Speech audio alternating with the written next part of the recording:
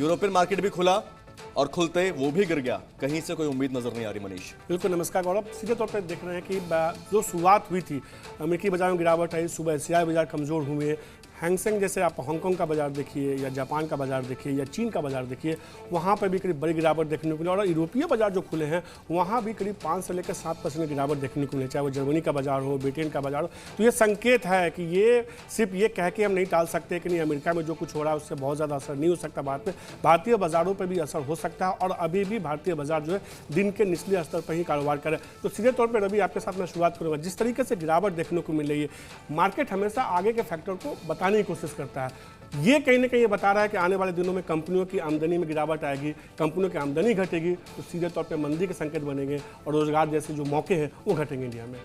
देखिए, अब तक लगभग जैसे आज आपने बताया कि 19 लाख करोड़ रुपए साफ हुए, लेकिन अगर सितंबर से अब तक देखें तो पहले का जो फिगर था वो था 91 लाख करोड़ रुपए का। तो ये कहीं ना कहीं से अब ये दर्शाता है कि आगे जो हालात हैं वो कंपनियों के लिए भी दुर्लभ होंगे और नौकरियों के लिए भी दुर्लभ होंगे, क्योंकि आगे सब चीज़ें स्टॉक मार्केट से चेन से कनेक्टेड होते हैं। कंपनियां जब ग्रो करती हैं तो स्टॉक मार्केट पर लिस्ट कराती हैं और लिस्ट कराने के बाद उस पैसे का इस्तेमाल जो है वो करती हैं और उसके बेसिस पे नौकरियां बढ़ती हैं। लेकिन अब वो खतरा और बड़ा यहाँ पर नजर आएगा, क्योंकि अभी आईटी कंपनीज ने पहले ही दिखा दिया है, जिस तरीके से इस साल अगर देखा जाए तो आईटी कंपनीज ने सिर्फ ले ऑफ किए हैं और अभी तक जो और अभी की अगर नंबर्स की बात करें तो आईटी के शेयर 3 से 6% तक गिर गए हैं। रियल एस्टेट के शेयर 5 से 10% टूट गए। सरकारी शेयर भी 5 से 11% टूट गए। ऑटो शेयर 4 से 9% टूट गए। मेटल शेयर 5 से 10% टूट गए। और अब हजार पॉइंट्स से नीचे इस टाइम बिजनेस जो है चल रहा है। योगेंद्र जी, जो लोग इन्वेस्टमेंट करते हैं वो अलग है, लेकिन जो लोग नौकरी पेशा हैं, एक महीने अगर नौकरी चली जाए, एक महीने तनख्वाह ना आए, तनख्वाह आधी हो जाए, सैलरी कट हो जाए, तो बहुत आफत आने वाली है। तो क्या ऐसे चांसेस कितने % दिखते हैं आपको? खतरा कितना बड़ा है अगर 1 से 10 तक हम जाएंगे तो?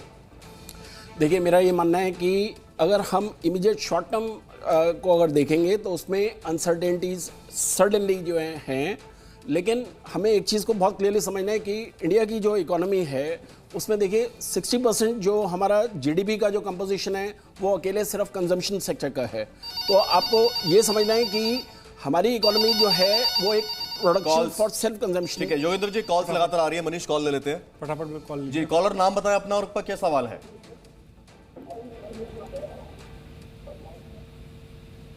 कॉलर अपना नाम बताएं आप। सर, मैं निरंजन मिश्रा बोल रहा हूँ। क्या सवाल है आपका? हेलो सर, सवाल क्या है आपका? मेरा सवाल है सर, मैं पिछले 3 साल से म्यूचुअल फंड में निवेशित हूँ। मेरा सवाल है सर, मैं पिछले 3 साल से म्यूचुअल फंड में निवेशित हूँ,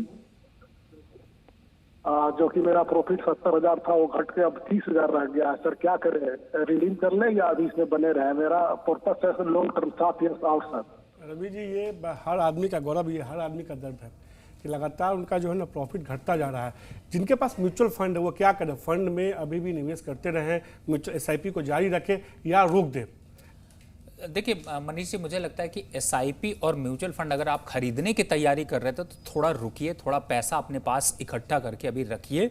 और जिन लोगों ने म्यूचुअल फंड पे निवेश कर रखा है, और चूंकि म्यूचुअल फंड का निवेश जो होता है वो 5 साल 10 साल के लिए किया जाता है, तो उनमें लेकिन अभी क्वांटिटी को इंक्रीज मत करिए, क्योंकि ये जो अभी उथल पुथल देखने को मिल रही है ये कहीं ना कहीं से आपके रिस्क को बढ़ा रही है। तो थोड़ा सा दूरी बना। एक कॉलर लेते हैं जी।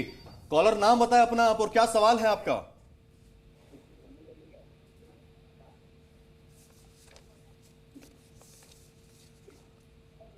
कॉलर आप अपना नाम बताएं। हेलो जी, नाम बताइए सर अपना आप। सर, राजीव श्रीवास्तव बोल रहा क्या हूँ। नाम, क्या सवाल है आपका राजीव जी? सवाल सर, मेरे को सर अपने मतलब ये पूछना, क्या मैं मतलब घर में इन्वेस्टमेंट कर सकता हूँ रियल एस्टेट में? ठीक है, तो हमारे साथ एक मेहमान और जुड़ गए हैं, उनसे भी आपको मिलवा दें। हमारे साथ में मनीष मल्होत्रा जी, मार्केट एक्सपर्ट भी स्टूडियो में है मौजूद। योगेंद्र जी, रियल एस्टेट का सवाल। देखिए, मेरा ये मानना है कि अगर हम इमीडिएट टर्म्स को देखेंगे तो डेफिनेटली, क्योंकि देखिए ओवरऑल इकोनॉमी के अंदर जो अनसर्टेनिटी प्रिवेल हुई है इसको जो है सेटल डाउन होने में अभी टाइम लगेगा। तो मेरा ये मानना है कि हम ये देखेंगे कि जहां तक रियल एस्टेट सेक्टर की बात है कि इन शॉर्ट रन जो है प्राइसेस जो है या तो स्टेबलाइज या फिर थोड़ा सा फॉल करेंगे। सरल भाषा में आम आदमी की लैंग्वेज में बताएं, प्रॉपर्टी में इन्वेस्टमेंट करें या रुकें? अभी मेरे ख्याल से लोगों को जो है अगले 3 महीने के अंदर जो है इन्वेस्टमेंट कर लेनी चाहिए, क्योंकि अभी फॉल करने के चांसेस हैं रियल एस्टेट के अंदर प्रॉपर्टी के। तब तो फिर मेरे ख्याल से रुकना तो चाहिए। रुकना चाहिए, क्योंकि गिरावट अगर- अगर आती है तो फिर तो अगर रुकना तीन- चाहिए। 3 महीने में अगर गिरने के चांसेस हो, लेकिन मेरा ऐसा मानना है कि जो प्रॉपर्टी के शेयर है, मैं उनमें अपडेट दूं तो पिछले 1 जनवरी से अब तक अगर देखें तो 22% प्रॉपर्टी आज के भी स्टॉक्स करीब में 10 फॉल से आ 12% चुका गिरे है। हुए हैं। जी बिल्कुल, तो मुझे ऐसा लगता है कि आगे आने वाले टाइम पे ये ट्रिगर हो सकता है और गिरावट रवि जी और बढ़ बिल्कुल आप ऐसे मुझे बताएंगे